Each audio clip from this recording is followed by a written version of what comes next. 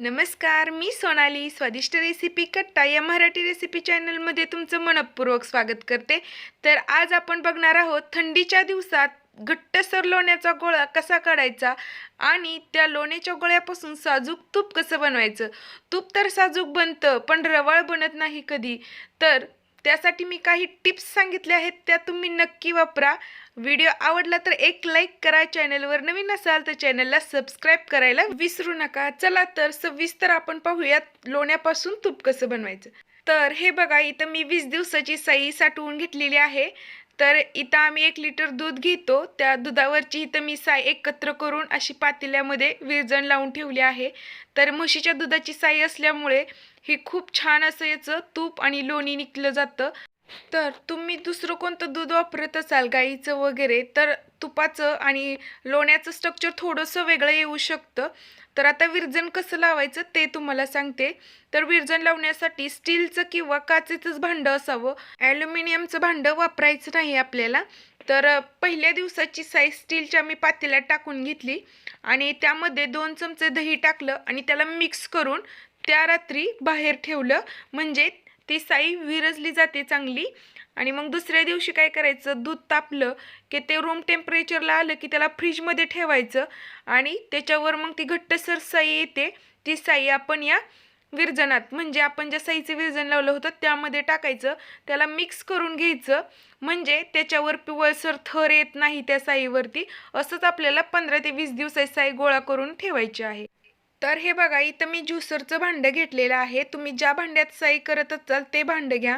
आता एवढी साई आहे म्हटल्यावर पाणी तर जास्त लागणार, त्यामुळे असं एका भांड्यात पाणी घ्यायचं, म्हणजे इतरत्र हात भांड्याला लागून दुसरी भांडी खराब होणार नाहीत। तर आता इथं बघा, हे मिक्सरचं भांडं आहे ना, यामध्ये मी गरम पाणी ओतून घेते। मी अगोदरच गरम पाणी करून घेतलेलं आहे जास्त।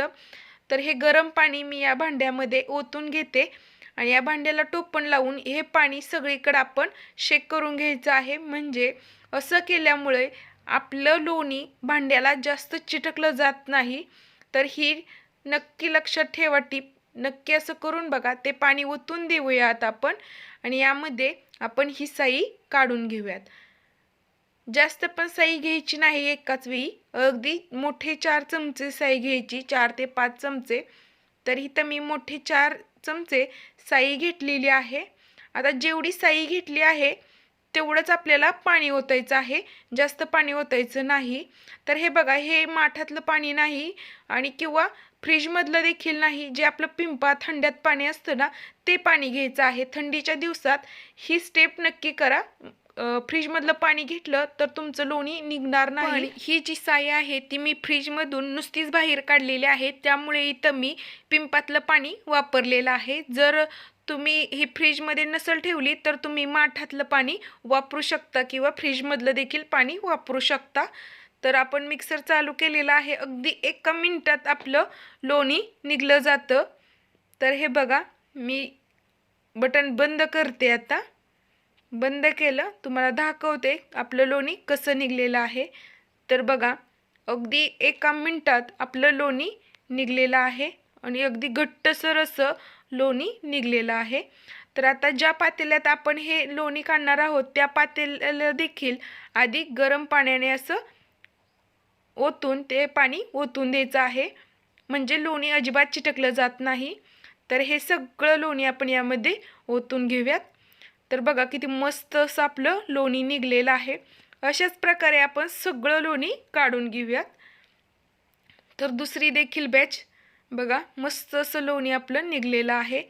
अशाच पद्धतीने मी सगळं लोणी काढून घेते। तर हे बघा, मस्त असं आपलं लोणी बनून तयार झालेलं आहे। आता हे आपण ताकावरचं लोणी काढून घेऊयात। तर ज्या भांड्यात आपण तूप कढवणार आहोत त्याच भांड्यात आपण हे लोणी काढायचं आहे, म्हणजे आपली जास्त भांडी तुपट होणार नाहीत। तर हे बघा, गरम पाण्यात हात बुडवून घ्यायचा अगोदर, म्हणजे लोणी हाताला अजिबात चिटकलं जाणार नाही। तर या पद्धतीने आपण हातानेच हे जे लोणी आहे ताकावरचं ते काढून घेणार आहोत। तर बघा, किती मस्त असा घट्टसर गोळा निघलेला आहे लोण्याचा आपला। तर जेवढं शक्य होईल तेवढं हाताने आपलं यातलं ताक काढून घ्यायचं आहे। तर या पद्धतीने सगळं लोणी मी काढून घेणार आहे। तर जेवढं शक्य होईल तेवढं काढायचं आपल्याला ताक यामधलं. तर या पद्धतीने बघा किती मस्त असं लोण्याचं गोळं निघत आहेत आणि आपला हातसुद्धा बघा अजिबात लोणी लागलेलं नाही आहे हाताला.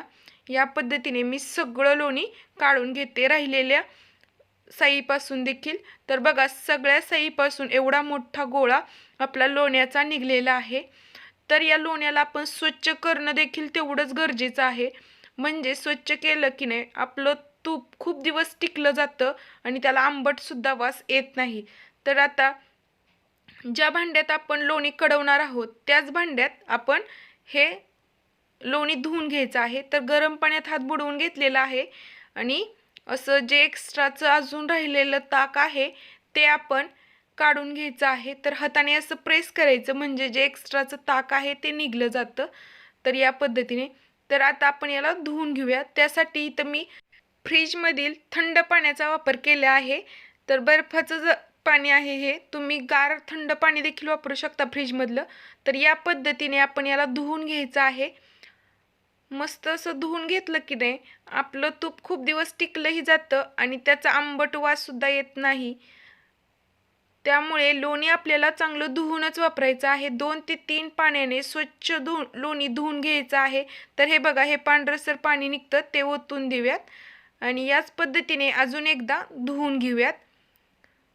लोणी धुणं खूप गरजेचं असतं. लोणी तर नाही धुतलं तर खरंच खूप आंबट वास येतो लोण्याचा. त्यामुळे मी तर शक्यतो लोणी धुवूनच घेते. तर बघा किती मस्त असा घट्टसर गोळा आपला निघलेला आहे. तर आता याला बघा हे बघा मस्त लोणी. तर हाताला अजिबात चिटकलेलं नाही. ती स्टेप नक्की फॉलो करा. बघा गरम पाण्यामध्ये हात बुडवायचा आणि मगच लोण्याला स्पर्श करायचा. तर आता हे बघा या पद्धतीने जेवढं शक्य होईल ना तेवढं पाणी आपल्याला काढून घ्यायचं आहे. म्हणजे काय होतं की आपलं लवकर ताक कडलं जातं आणि बेरीसुद्धा जास्त येत नाही. तर आता बघा ह्या हाताला मी गरम पाण्यात हात बुडवून घेतला होता आणि हा घेतला नव्हता. तर दोन्हीतला फरक तुम्हाला दाखवते. तर बघा ह्या हाताला किती लोणी लागलेलं आहे आणि ह्या हाताला अजिबात लोणी लागलेलं नाही. आता हे पाणी ओतून देऊयात आणि तूप काढण्यासाठी ठेवून देऊयात. गॅसची फ्लेम मी मध्यम आचेवरती ठेवलेली आहे आणि लोणी कडवून घेऊयात. तर बघा मस्त लोणी आपलं निघलेलं आहे. तर याआधी याला वितळून घेऊयात चांगलं. तर बघा 5 मिनिटानंतर आपलं लोणी पूर्ण वितळलेलं आहे. आता याला असं मिक्स करून घेऊयात. तर तूप कढवताना खूप काळजी घ्यावी लागते पहिल्यांदा, कारण की पहिल्यांदा तूप उतू येतं आणि शेवटी देखील येतं. त्यामुळे पहिल्यांदा देखील काळजी घ्यायची आणि शेवटी देखील काळजी घ्यावी लागते. आणि याला सतत असं ढवळत राहायचं म्हणजे तूप एकसारख्या पद्धतीने कडलं जातं. तर 10 ते 15 मिनिटानंतर बघू शकता तुम्ही तूप आपलं कडायला लागलेलं आहे चांगलं. आपण जर या पद्धतीने तूप हलवलं तर आपलं तूप एकसारख्या पद्धतीने कडलं गेल्यामुळे त्याचा सुवास खूप छान येतो. तर आता 20 मिनिटानंतर पाहू शकता आपलं तूप पूर्णपणे कडायला लागलेलं आहे असं दिसतं आहे. तर बघा किती फेस लागलेला आहे आणि हे बघा बेरी तुम्हाला मी दाखवते अशी लालसर बेरी पडली जाते तेव्हा समजायचं की आपलं तूप परफेक्टली कडलेलं आहे. जास्त यापेक्षा ही बेरी लाल करू नका नाहीतर करपट वास येऊ शकतो. तर आता 1 चमचाभर पाणी यामध्ये टाकून घ्यायचं आहे आपल्याला आणि थोडंसं तूप आपल्याला मिक्स बघा हे असं उतू येतं. त्यामुळे लक्षपूर्वक इथून पुढची स्टेप करायची आहेत आणि याला मिक्स करून यामध्ये मी 4 ते 5 तुळशीची पानं टाकून घेत आहे. तुम्ही खाऊचं पान देखील टाकू शकता किंवा विलायची देखील टाकू शकता. तर गॅस बंद करते मी आणि याच्यावरती 1 ताट झाकून ठेवते म्हणजे त्याचा सुवास आहे असा टिकला जाईल. तर हे बघा 15 मिनिटानंतर मी ताट काढलेलं आहे आणि तुम्ही बघा फेस पूर्ण जिरलेला आहे आणि आपल्याला साजूक असं आपलं तूप बनून तयार झालेलं आहे. तर आता हे तूप 20 मिनिटं झालेली आहेत. थोडंसं नॉर्मल थंड झालेलं आहे म्हणजे कडकच गरम आहे अजून पण जास्त देखील कडक नाही. तर याला असं स्टीलच्या गाळणीने आपण गाळून घेऊयात. तर बघा किती मस्त असं साजूक तूप आपलं बनून तयार झालेलं आहे आणि तुम्हाला मी ह्यातली बेरीसुद्धा दाखवते. तर हे बघा आपण सतत हलवत राहिल्यामुळे भांड्याला अजिबात आपली बेरी चिटकली नाही आणि सहजरित्याही आपलं भांडं देखील क्लीन होतं. तर या पद्धतीने आपलं तूप बनून तयार झालेलं आहे. तर मस्त असं घरच्या घरी साजूक तूप बनलेलं आहे.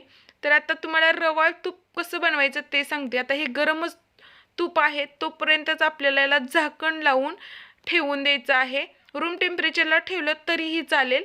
आणि आता दुसऱ्या दिवशी बघा किती मस्त असं रवाळ आपलं तूप बनून तयार झालेलं आहे. मी हातावरती तुम्हाला बोटावरती घेऊन दाखवते. तर बघा जसा मोठा रवा असतो सेम त्या पद्धतीचं स्ट्रक्चर आलेलं आहे. आणि किती मस्त बघा, पाहू शकता तुम्ही, अगदी मोठ्या रव्यावनी स्ट्रक्चर आलेलं आहे. तर इथं मी सांगितलेल्या छोटे छोटे टिप्स नक्की फॉलो करा. तुमचं तूप देखील असंच रवाळ आणि साजूक होईल. तर घरचं तूप ते घरचंच तूप असतं. आपण जर बाजारातून विकत आणलं तर त्यामध्ये खूप सारी भेसळ केली जाते. त्यामुळे घरी नक्की बनवून बघा. व्हिडिओ कसा वाटला, व्हिडिओ आवडला तर एक लाईक करा. चॅनलवर नवीन असाल तर चॅनलला सबस्क्राईब करायला विसरू नका. धन्यवाद.